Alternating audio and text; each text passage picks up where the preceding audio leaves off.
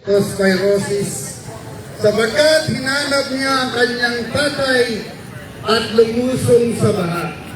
Yung tatay niya hinuli dahil nagkakarakrus. Forthwith, hinuli. Pagkano kaya ang tayaan dun sa Karakrus? 125 million kaya? At agad hinuli yung tatay? May namatay na OFW pauwi sa Cebu, namatay dahil sa sobrang pagod. Sa Palawan, pinapalayas ng San Miguel Corporation ang mga katutubo. Kapag mahirap ka, mapapatunayan mong mahirap maging mahirap. Pero ang isang kagaya ni Sara Duterte, kahit magkano ang nakawi, hindi nakukulong. Nagpupunta pa sa dahig, nagpupunta pa sa Australia, pakuya-kuya-kuy pa.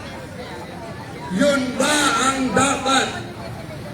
Justice sa mahirap, pero sa mayaman, kakampi mo ang Senado na pinamumunuan ni Kiss Traidor Escudero at samahan mo ba ng Supreme Court na naging kalaban ng bayan.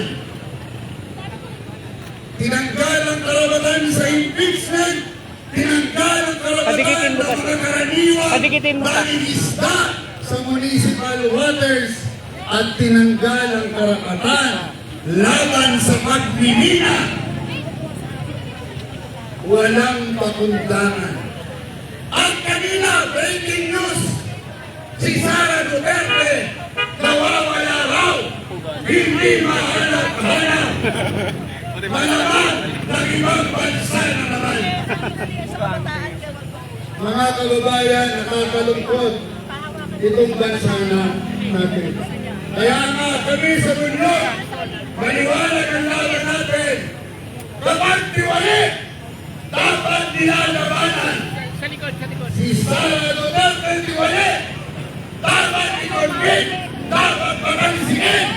Dikit pa kayo ng konti. Dikit pa. Dikit. Si Kiss Escudero, tiwalit, dapat hindi siya. Padikitin mo sa speaker para yung nakukuha ng camera. Si Jessie. Dapat sa kanya, sabi sa Presidente.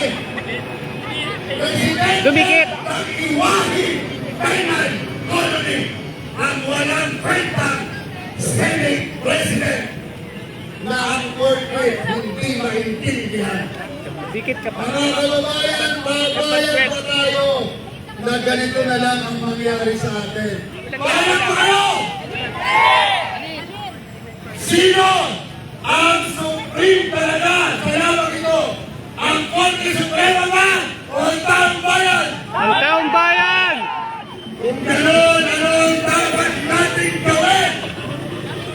Labanan, tutulan ang kawalan ng justisya ng Senado, ng Supreme Court, at ng mga dinastiya at bangko. Tama na! Sobra na! Nakakasuka na kayo!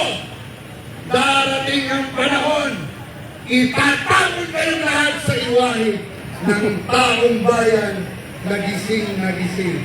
Ang mahalaga, tayo ay mulat, lumalaban, at kailanman, hindi na muling pipike. Mabuhay tayo mga kababayan, ipaglaban natin ang karapatan ng mamayang Pilipino. Salamat. Buhay! Maraming salamat sa ating tagapagsalita mula sa Bunyog Pagkakaisa. Malinaw na nagkakaisa ang taong bayan para sa tuluyang pagpapanagot kay Sara Duterte. Matagal nang ibinibinbin ng Senado.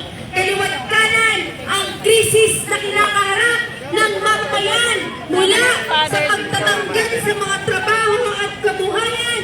Sumisilip na